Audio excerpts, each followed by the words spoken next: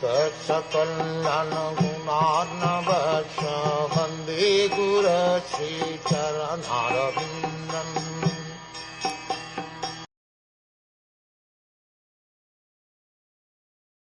One should worship the Lord by offering pure water, pure flower garlands, fruits, flowers and vegetables, which are available in the forest, or by collecting newly grown grasses, small buds of flowers, or even the skins of trees, and if possible by offering tulsi leaves, which are very dear to the Supreme Personality of Godhead.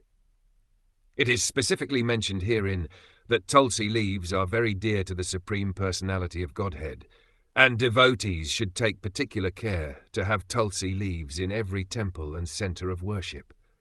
In the Western countries, while engaged in propagating the Krishna consciousness movement, we were brought great unhappiness because we could not find tulsi leaves. We are very much obliged, therefore, to our disciple Srimati Govindasi, because she has taken much care to grow tulsi plants from seeds, and she has been successful by the grace of Krishna. Now, tulsi plants are growing in almost every center of our movement. Tulsi leaves are very important in the method of worshipping the Supreme Personality of Godhead.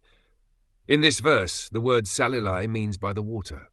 Of course, Dhruv Maharaj was worshipping on the bank of the Yamuna. The Yamuna and the Gangas are sacred, and sometimes devotees in India insist that the deity must be worshipped with water of the Gangas or Yamuna.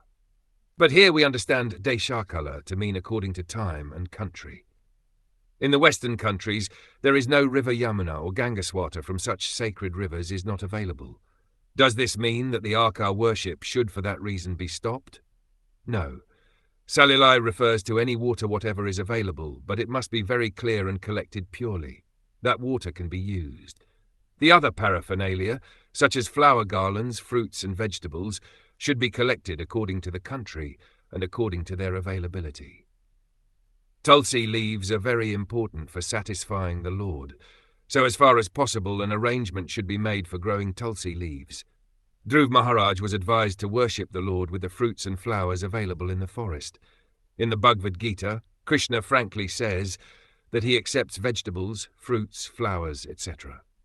One should not offer Lord Vasudev anything other than what is prescribed herein by the great authority Narad Muni. One cannot offer to the deity according to one's whims. Since these fruits and vegetables are available anywhere in the universe, we should observe this small point very attentively.